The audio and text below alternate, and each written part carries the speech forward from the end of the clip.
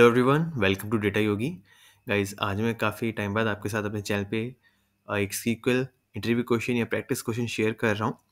इस क्वेश्चन में हम एक अप्रोच देखेंगे क्वेश्चन को सॉल्व करने की, क्या क्या ज़रूरी चीज़ें देखनी चाहिए, राइट। बेसिक क्वेश्चन है, ज़्यादा हार्ड नहीं है, मीडियम लेवल का क्वेश्चन है।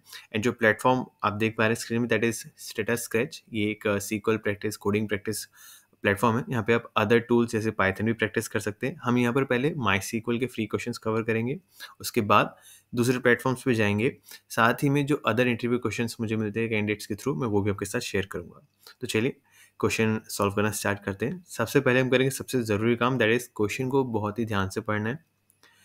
Find the three most profitable companies in the world, sort the result based on the profits in ascending order. So हमको तीन प्रॉफिटेबल कंपनीज निकालनी है, उनको डिसेंडिंग ऑर्डर में रखना है प्रॉफिट के बेसिस पे, right. if multiple companies have same profit, assign them the same rank। अगर एक से ज़्यादा कंपनीज का सेम प्रॉफिट है, जैसे दो कंपनीज हैं ए बी और उनका प्रॉफिट 100 है, तो हमको उनको सेम रैंक देनी है, right. Include all Tide companies in the top result. सारी कंपनीज ऐसे 100 मैंने आपको बताया ए और बी का आ रहा है, तो अगर 100 रैंक आनी चाहिए टॉप 3 में, तो ये दोनों कंपनीज आनी चाहिए। ऐसा नहीं कि सिर्फ एक ही इन दोनों में से आ जाए, दोनों हमको लानी है। Next is output the result along with the corresponding company name. So हमको कंपनी का नेम देना है और उसका प्रॉफिट देना है। रैंक देना है या नहीं वो हम आगे देखते हैं, फिलहाल हमारा डेटा चेक कर लेते हैं। ये हमारे पास डेटा सेट है फोर्ब्स ग्लोबल 2010-2014। हमारे पास ये सारे कॉलम्स हैं, कॉलम्स के यहाँ पे हमको टाइप भी दिए हुए हैं।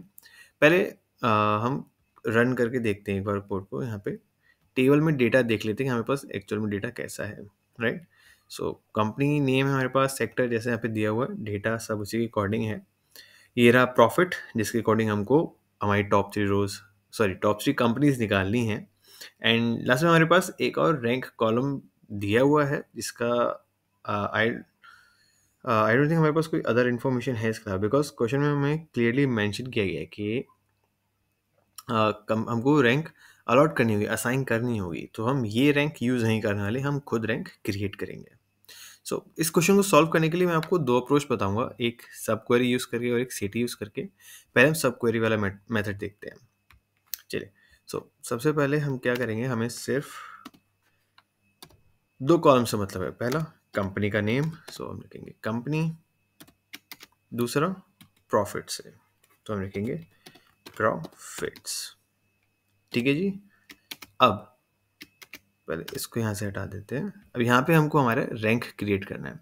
रैंक क्रिएट करने के लिए हमारे पास तीन ऑप्शन है। रो नंबर हम यूज़ कर सकते हैं, रैंक यूज़ कर सकते हैं, डेंस रैंक यूज़ कर सकते हैं। बट द प्रॉब्लम इज, यहाँ पे उन्होंने बोला है कि अगर दो कंपनीज का प्रॉफिट सेम है तो उनको सेम रैंक मिलनी चाहिए, जो कि रो नंबर में पॉसिबल नहीं होता है। हमारे पास ऑप्शन बनते हैं रैंक या डेंस रैंक यूज़ करने का।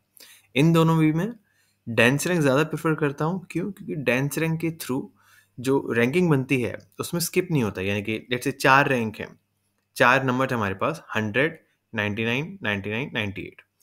अब अगर इन नंबर्स को मैं रैंक फॉर्मूला के थ्रू रैंक देना चाहूँगा, तो डिसेंडिंग ऑर्डर में, राइट, मतलब सबसे बड़े वाले को 1 इसके अकॉर्डिंग। तो रैंक फॉर्मूला से जो रैंक बनेगी वो बनेगी 1 2 2 4। देखा आपने, इसने 3 जो है यानी कि स्किप कर दिया।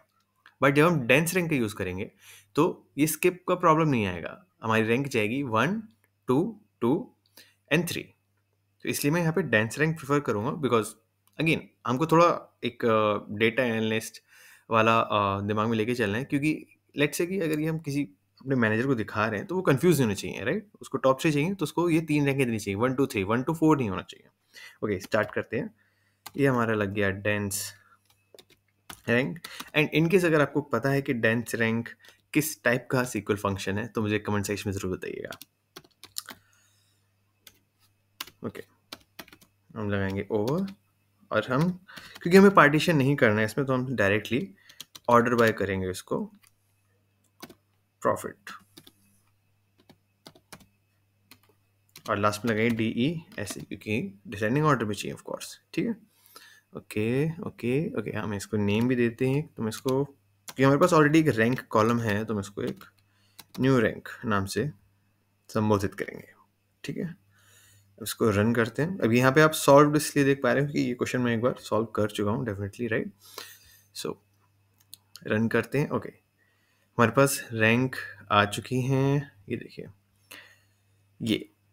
अब यहाँ पे गैज़प्रॉम और बार्कलेज का जो प्रॉफिट है दोनों का 39 है, इसीलिए दोनों की जो रैंक है वो 2 है। एप्पल का 37 है, इसलिए उसकी रैंक 3 है। ठीक है, अब ये बिल्कुल क्लियर चीज़ें हैं, हमने यहाँ पे कोई भी रैंक स्किप नहीं हुई, तो उसको समझना बहुत आसान है अगर किसी को सीक्वल नहीं आता है तो। अगर राइट, सो अब प्रॉब्लम क्या है, हमें सिर्फ कंपनी नेम में प्रॉफिट चाहिए, हमें ये न्यू रैंक नहीं दिखाना है आउटपुट में हमारे जो भी स्टेक होल्डर हैं। तो अब यहाँ पे हम सब क्वेरी या फिर सीटी का यूज़ करेंगे। पहले मैं आपको सब क्वेरी यूज़ करके दिखाता हूँ। सब क्वेरी के लिए हम क्या करेंगे, हम सिलेक्ट यूज़ करेंगे, फिर से सिलेक्ट। हमें अपने आउटपुट में क्या चाहिए, आउटपुट में हमको चाहिए कंपनी का नाम और उसका प्रॉफिट। ठीक है,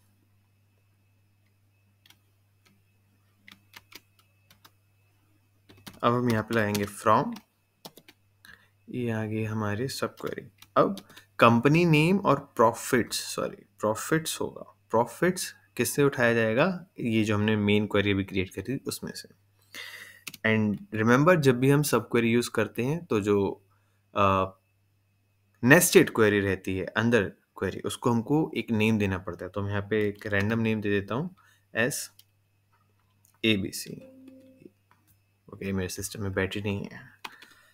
ओके, SABC हम इसको यहाँ पे सेव कर लेते हैं। हमारा यहाँ पे कंप्लीट नहीं हुआ है, क्यों? क्योंकि हमें इस चीज़ का ध्यान रखना है कि हमें सिर्फ टॉप 3 देनी है। टॉप 3 के लिए हमें क्या करना होगा, वेयर न्यू रैंक का जो कॉलम है हमारा, वो कैसा होना चाहिए, वो छोटा होना चाहिए। किससे? 3 से, यानी कि रैंक उसकी 3 या 3 से कम हो, उससे ज़्यादा ना हो। अब इसको रन करके देखते हैं। सो हमारे पास टॉप 3 रैंक के अकॉर्डिंग यहाँ पे हमारे पास आंसर आ चुका है, राइट? क्योंकि गैज़प्रॉम और बार्कलेज का सेम है प्रॉफिट, इसलिए हमारे पास ये कंपनीज आएंगे 4, बट रैंक होल्डर्स 3 ही है, मतलब 3 यहाँ पे रैंक्स होल्ड की गई हैं, 1 2 3 वाली इन 4 कंपनीज ने होल्ड करी हैं। फटाफट से मैं आपको बता देता हूँ CTE क्या है, बिकॉज मैं नहीं चाहता ये फ्लो ब्रेक हो वीडियो क्रिएशन का।